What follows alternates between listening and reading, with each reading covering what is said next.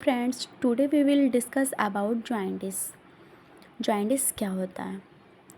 Jaundice is a condition in which change the colour of skin, eye and urine which is called jaundice. पीलिया एक ऐसी condition है जिसमें आँखों एवं त्वचा और यूरिन का कलर चेंज हो जाता है। यह कलर कौन से कलर का होगा? यह कलर पीले कलर में, मतलब ये जो स्किन और आई के कलर हैं वो पीले कलर में बदल जाएंगे। इसको क्या कहते हैं? जॉइंटिस। जॉइंटिस या पीलिया कहते हैं। यह बात सिंपल है। जब किसी पर्सन को पीलिया होगा तो आपको सिंपली क्या दिखाई देगा? स्किन मतलब त्वचा का रंग, आई स्क्लेरा का कलर, मतलब जो आँखों के स्क्लेरा होता है उसका रंग बदल जाएगा पीले कलर में। नेल्स का कलर बदल जाएगा। That is common symptoms of jaundice. Jaundice कोई बीमारी नहीं है, यह एक प्रकार का सिम्टम है। जब आपकी बॉडी में आरबीसी ज़्यादा मात्रा में टूटेंगी, मतलब कि 120 दिन का इसका एवरेज होता है, तो 120 दिन के पहले ही आरबीसीज अगर टूट जाएंगी, तब आरबीसीज मतलब पहले ही टूट जाएंगी तो भी जॉइंटिस होने के ज़्यादा से ज़्यादा रीज़न हो सकते हैं। Jaundice is mainly due to increase condition of bilirubin, hyperbilirubinemia. Bilirubin is a yellow colour pigment. Simply बात करें, जब बिलीरुबिन की मात्रा बहुत ज़्यादा बढ़ जाती है तब जॉइंटिस होता है। बिलीरुबिन एक पीले कलर का पिगमेंट होता है, यानी कि वर्धक होता है। हाइपर बिलीरुबिनीमिया का मतलब होता है जब आपकी बॉडी में बिलीरुबिन बहुत अधिक मात्रा में बढ़ जाता है तो उसे क्या कहते हैं? हाइपर बिलीरुबिनीमिया। इसकी नॉर्मल रेंज कितनी होती है? In normal condition bilirubin level 0.1 से लेकर 0.1 से लेकर 1 mg पर डेसीलीटर होती है। But it is increase during the jaundice, तो इसका कितना रेंज हो जाएगा? 2.0 से लेकर 3.0 मिलीग्राम पर डेसीलीटर। इन केस अगर इमरजेंसी में मतलब कि बिलीरुबिन बढ़ जाता है तो उसे क्या कहेंगे? Hyperbilirubinemia. Causes of jaundice: bacterial infection, number 2 virus infection, number 3 anaemia, number 4 autoimmune disorder, number 5 drug toxicity. Bacterial infection का मतलब जब हमारी बॉडी में बैक्टीरिया इन्फेक्शन फैला देते हैं, यानी कि विषाणु जीवाणुओं के इन्फेक्शन से भी हो सकता है। वायरस इन्फेक्शन यानी कि विषाणुओं के इन्फेक्शन से भी हो सकता है। एनीमिया, एनीमिया का मतलब है ब्लड की कमी हो जाना। हो सकता है आरबीसीज बहुत टूट रही हों, तो मतलब जब आरबीसी ज़्यादा टूट रही होंगी अपने समय से पहले तो भी ब्लड की कमी हो सकती है, जिसके कारण जॉइंटिस हो सकता है। Auto immune disorder, it means immune system का खराब हो जाना। जब आपके बॉडी में ऑटोमेटिकली आपकी बॉडी की खुद की सेल आपकी खुद की बॉडी को ही डिस्ट्रॉय करने लगेंगी तो इसे क्या कहते हैं? Auto immune disorder. Drug toxicity, इसका मतलब है किसी भी दवाई का रिएक्शन। जब हम किसी भी दवाई को ले लेते हैं तो कभी कभी कुछ दवाइयाँ होती जो हमारी बॉडी को हार्म करती हैं, यानी कि रिएक्शन पहुंचाती हैं, तो उनके कारण भी जॉइंटिस हो सकता है। Symptoms of jaundice: yellow skin, urine, eyes and nails. मतलब कि जब जॉइंटिस होगा तो उसके कॉमन सिम्टम्स क्या क्या दिखाई देंगे?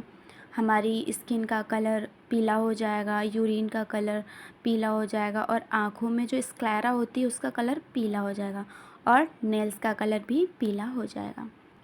एब्डोमिनल पेन, हमारे पेट में बहुत ज़्यादा अधिक दर्द होगा। वोमिटिंग एंड नोज़िया, हमारी मतलब जब जॉइंटिस होगा तो हमें बहुत ज़्यादा उल्टियाँ आएंगी और नोज़िया यानी कि जी मितलाएगा, घबराहट से फील होगी। डायरिया यानी कि दस्त आना शुरू हो जाएंगे। हैवी फीवर यानी कि हमारी बॉडी का टेम्परेचर बहुत ज़्यादा बढ़ जाता है। जब हम कोई मेडिसिन लेते हैं तो इस टेम्परेचर को कम भी कर सकते हैं।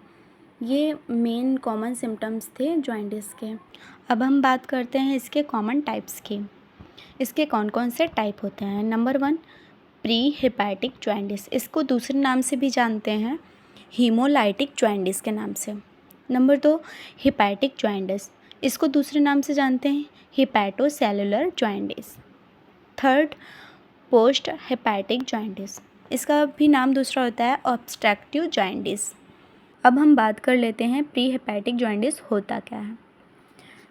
इन pre hepatic jaundice liver are properly working, but before the liver blood cells are destroying so much amount due to any reason and increasing volume of bilirubin which is yellow color pigment। यह एक विशेष प्रकार का jaundice होता है यानी पीलिया होता है जिसमें कि लीवर पूरी तरीके से कार्य करता है, परंतु लीवर के पहले किसी भी कारण से यदि मतलब ब्लड सेल ज़्यादा मात्रा में टूटने लगती हैं तब इस कंडीशन में बिलिरुबिन की मात्रा बहुत ज़्यादा बढ़ जाती है। तो जो बिलिरुबिन एक पीले कलर का वर्णक या पिगमेंट होता है, उसकी वजह से प्री हेपेटिक जॉइंटिस होता है। प्री हेपेटिक जॉइंटिस में be due to, pre hepatic jaundice किसके कारण हो जाता है, मतलब बैक्टीरियल इन्फेक्शन के कारण हो सकता है, वायरल इन्फेक्शन के कारण होता है, ड्रग टॉक्सिसिटी के कारण भी हो सकता है। अब हम बात करते हैं सेकंड, हेपेटिक जॉइंटिस मतलब हेपेटोसेलुलर जॉइंटिस के बारे में अब हम बात करते हैं। Hepatic jaundice is due to dysfunctioning of hepatocyte cell which is present in liver due to his reason increase the level of bilirubin। इस प्रकार का जॉइंटिस तब होता है जब लीवर में उपस्थित हेपेटोसाइट सेल्स ठीक से कार्य नहीं कर रही होती हैं। इस कंडीशन में भी बिलिरुबिन बहुत ज़्यादा बढ़ जाता है।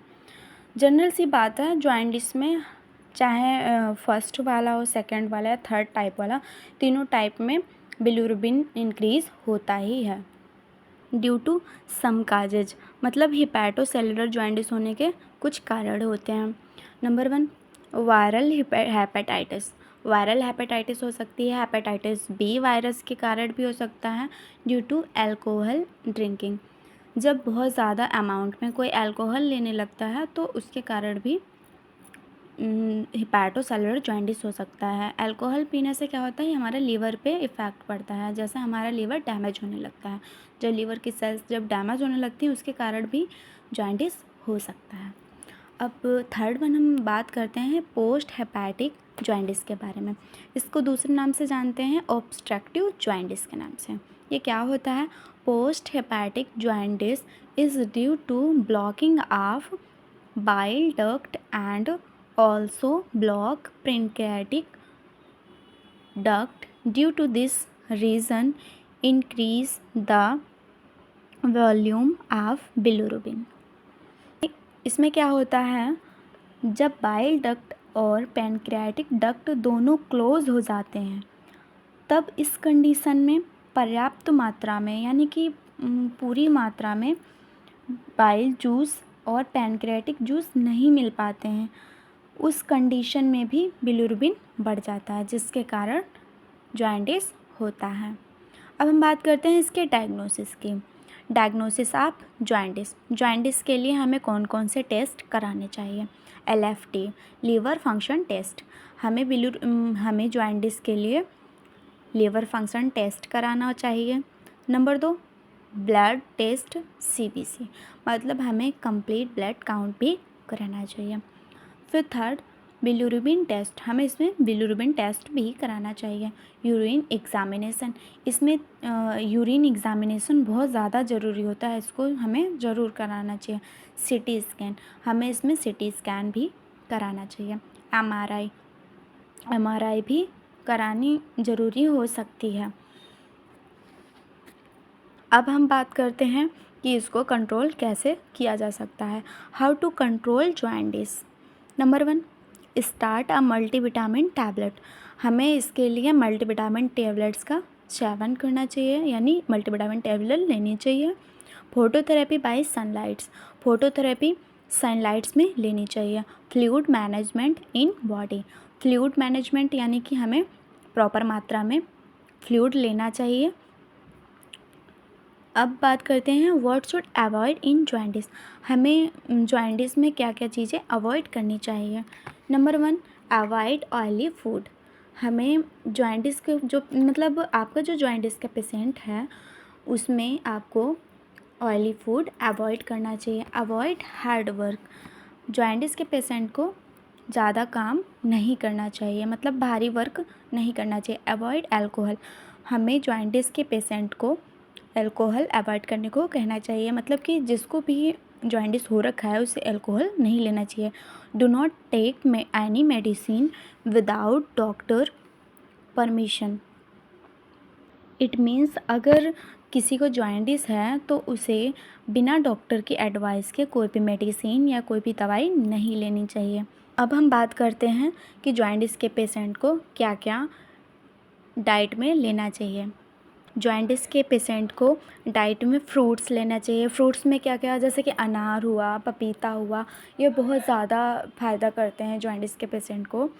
और हमें सुबह सुबह उठकर जो सुबह की सूरज की रोशनी होती है, मतलब सनराइज़, सुबह सुबह की जो सूरज की रोशनी होती है उसमें बैठना चाहिए। उससे भी हमें बहुत ज़्यादा आराम मिलता है। और इसमें और क्या खाना चाहिए, जैसे इसमें मूली के पत्ते, गन्ने का जूस बहुत ज़्यादा फ़ायदा करता है। और इसमें एक चीज़ और होती है, जैसे कि इसमें रसगुल्ले भी बहुत ज़्यादा फ़ायदा करते हैं।